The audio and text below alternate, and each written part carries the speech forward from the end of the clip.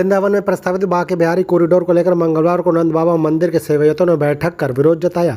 सेवायतों का कहना है कि यह कॉरिडोर ब्रज के मंदिरों की परंपराओं और आस्थाओं से खिलवाड़ है। वयोवृद्ध सेवायत विजन गोस्वामी ने कहा कि ब्रज क्षेत्र के सभी प्रमुख मंदिरों को सेवायतों को एकजुट होकर आंदोलन की अगली रणनीति बनाई जाएगी।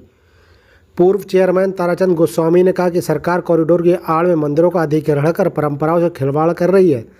हमारे वंशजों ने इन आराध्यों को अपनी भक्ति के बल पर प्रकट किया था। इन्हें सरकारी नियंत्रण में लाना हमारी आस्था पर प्रहार है। विष्णु गोस्वामी ने कहा कि सरकार मंदिर अधिग्रहण कर ब्राह्मणों की और उनकी जीविका छीनना चाहती है। मुकेश गोस्वामी ने कहा कि ऐसे कृत्यों से पता लगता है कि ये सरकार सनातन विरोधी है। बांके बिहारी मंदिर में वर्षों से प्रशासन ही भीड़ का प्रबंध देख रहा है, फिर भी दुर्घटनाएं घट रही हैं। कॉरिडोर समाधान नहीं है। गौरव गोस्वामी ने कहा कि सरकार को कॉरिडोर के अलावा यमुना साफ सफाई, यमुना शुद्धिकरण, गौरक्षा आदि पर भी ध्यान देना चाहिए, जिसके लिए हमने उनको सरकार में चुनकर भेजा था। श्रद्धालुओं ने दर्शनों की व्यवस्था के लिए कॉरिडोर के अलावा भी अन्य काफ़ी विकल्प हैं, उन विकल्पों पर विचार किया जाना चाहिए जिससे कि कॉरिडोर बनाने की आवश्यकता ही ना पड़े। विजय गोस्वामी ने कहा कि वृंदावन में कॉरिडोर के बजाय सरकारी ज़मीनों पर यात्री आवास बनाकर दर्शन के लिए पंजीकरण की व्यवस्था की जानी चाहिए। सुरेश ब्रजवासी ने कहा कि सरकार के निर्णय से हमें दिल से आहत करता है। गुड्डू गोस्वामी, दिनेश गोस्वामी, सुरेश पाराशर, गणेश पंडा, जगदीश गोस्वामी, लोकेश गोस्वामी, ध्यान शर्मा, बांके बिहारी गोस्वामी, नितिन गोस्वामी, दीपक पाराशर आदि लोग उपस्थित रहे। आप देख रहे हैं मथुरा से राजीव सिंघल की रिपोर्ट। गोस्वामी समाज के लोग हैं और कॉरिडोर के कारण बहुत चिंतित हैं। उनके घर मकान और जो व्यवसायीकरण वहाँ सब लोग हैं बहुत ही चिंतित हैं। उनके बच्चे भी उनसे चिंतित हैं। विद्या और सब पे प्रभाव उनके पड़ रहा है। बिजनेस में, विद्या में बच्चों का मन नहीं लग रहा है घर में। इस प्रकार से वो लोग चिंतित हैं। तो हम लोग इसमें यही कहना चाहते हैं, जैसे सरकार हम लोग सनातनी हर जगह मंदिरों में दर्शन करने जाते हैं। हम लोग अमरनाथ यात्रा में भी गए थे, वहाँ बहुत भारत के बहुत लोग इकट्ठे होते हैं, लेकिन सरकार उनको परमिशन एक बार में जाने के लिए नहीं देती है। ऐसे ही हम चाहते हैं मथुरा वृंदावन में बाहर जो सरकारी जमीनें पड़ी हुई हैं वहाँ यात्री आवास बनाए, यात्रियों का रजिस्ट्रेशन करके वृंदावन में प्रवेश कराएं और जितने यात्री दर्शन कर लें उनको पुनः वापस करके अगर रजिस्ट्रेशन कराएं और लोगों को उनको भेजें, जिससे हमको भी दिक्कत ना हो और आने वाले यात्रियों को दिक्कत ना हो। अब एक बात बताओ, हम वृंदावन छोड़ के कहाँ चले जाएं?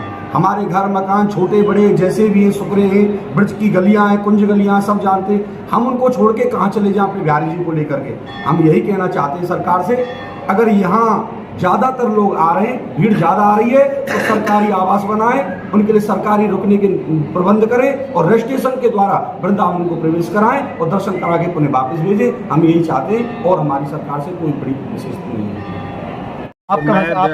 मैं बिपिन चंद्रपाल, हाई कोर्ट इलाहाबाद से हूँ। दोनों साथ ही हैं? हाँ, दोनों साथ में ही हैं। और रही बात कॉरिडोर बनने और न बनने की, कॉरिडोर बनाने का उद्देश्य क्या है, उसके पीछे जो सरकार की मंशा है कि किसी बाउंड्री में कोई बांध देगा तो जो अस्तित्व है, जिस रूप में हमने देखा है, हम अपने सत्य को भूल जाएंगे। जब सत्य को भूल जाएंगे तो हम कुछ भी नहीं बचेंगे। इसलिए मैं कॉरिडोर का विरोध करता हूँ। और यदि कॉरिडोर बनाया जा रहा है तो उसके पीछे लोगों को जो कॉलोनियाँ बसाई जा रही है, जो उदाहरण दिया जा रहा है, एक सारे लोग जानते हैं। बट मेन है कि अस्तित्व जो मेरा है वैसे ही रहने दें। यदि हमारे द्वारा कोई गलत काम किया जाता है, यानी मंदिर परिसर को हम छेड़ा जाता है हम लोगों के द्वारा, तो हमको प्रोविडेट किया जाए। प्रोविडेट करने के कई तरीके हैं। यदि कुशल शासक है लोगों को प्रोविडेट नहीं करेगा तो कॉरिडोर बनवा के क्या करेगा? एक आप मंदिर यानी फिर से मंदिर को डाल दे रहे हैं जेल में।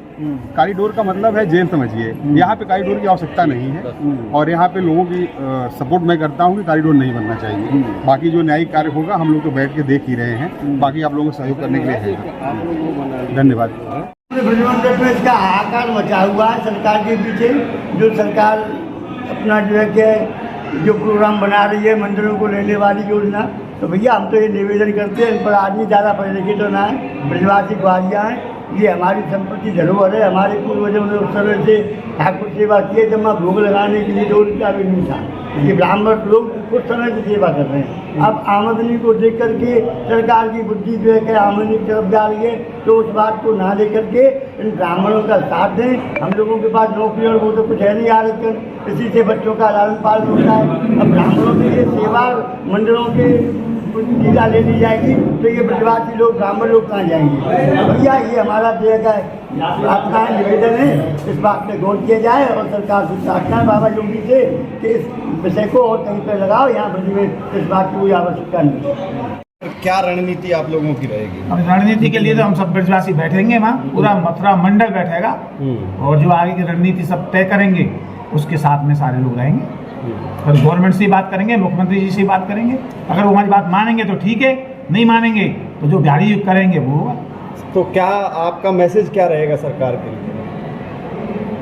हमारा मैसेज यही है कि वो जो गोस्वामी समाज के अधिकारों का हनन कर रहे हैं, उसके पैसे को ले रहे हैं, उनकी सेवा पूजा में, उनके ट्रस्ट में से गोस्वामियों का बहिष्कार कर रहे हैं, केवल 2 आदमी ले रहे हैं उसमें से, ये नहीं होना चाहिए। वहाँ का जो व्यवस्था है वो गोस्वामी समाज के हाथ में रहनी चाहिए, सेवा का, पूजा का, सब चीज़ का, ट्रस्ट का भी, और गवर्नमेंट अपनी व्यवस्था संभाले, हमें कोई आपत्ति नहीं। इसके लिए हम लोग आते हैं, तो हम लोग आते हैं यहाँ की एशियन पुरानी चीज़ें देखने। आपने अगर उन चीज़ों को बदल दिया, हाँ, तो सारी स्वरूप ही उसकी चेंज हो गई फिर। और दूसरी बात यह है कि जब पहले से यहाँ के जो लोग हैं, जब उसको संरक्षित किए हुए हैं, आप उनको फाइनेंशियली हेल्प कर दीजिए, वो वैसे भी संरक्षित किए हैं। अब आप उसको नए तरीके से रूप देंगे और कई ऐसी चीज़ें हैं। दूसरी बात, इस पक्ष को पूरी तरीके से सुना जाए, उनकी क्या क्या मांगे हैं, कहाँ कहाँ वो क्या क्या संशोधन चाहते हैं, आप उन चीज़ों को करिए, और जो नहीं चाहते हैं उनको भी समझिए। एक पक्षीय रूप से कार्य करना वो सही नहीं है। मैं तो भैया ये कहना चाहूँ, या सरकार से, सरकार ब्राह्मण के पेट में लात मार रही है। आपको बताता हूँ, ये मंदिर में जो ले रही है या हिसाब से पेट में लात मारना है। इसी कारण से गोसाई समाज, ब्राह्मण समाज जो है दुखी है। तो यात्री के लिए तो सुविधा है, लोग आदमी परेशान नहीं होगा। तो उपाय तो बहुत है, पर सरकार जो है अड़ी हुई है ब्राह्मणों के पेट पे लात मारने के लिए। वो जो पैसा दिखाई दे रहा है ना, उसके चक्कर में अड़ी हुई है सरकार। तो मैं तो यही चाहता हूँ कि ब्राह्मणों के पेट पे लात नहीं मारी जाए और काम भी हो जाए। ये सरकार ने ब्राह्मणों का अनादर किया है। ब्राह्मण जब कांग्रेस के साथ थे तो कांग्रेस ने राज किया, ब्राह्मण जब बसपा के साथ आए तो बसपा ने राज किया, ब्राह्मण ने जब से आशीर्वाद दिया भाजपा को तो भाजपा राज कर रही है। ये सनातन की सरकार है। अगर ये ब्राह्मणों का अनादर करेंगे ना, तो इनको इसका भोग बिहारी जी जरूर प्रसाद के रूप में देंगे। ये हर हालत में ब्राह्मणों के साथ सरकार को रहना चाहिए और इनके मान सम्मान की, रोजी रोटी का सरकार को ध्यान रखना चाहिए। देखो, सरकार जो कर रही है वो गलत कर रही है। ब्रजवासी इनके आत्मा को ठेस पहुंचा रही है और हम सब लोग अभी एकत्र हो रहे हैं, बरसाने जाएंगे और नंदगांव के, गोवर्धन के सब लोग इसका मिलकर के हम विरोध करेंगे और हमको आशा है कि हमको सफलता मिलेगी। मैं यही कहना चाहता हूँ।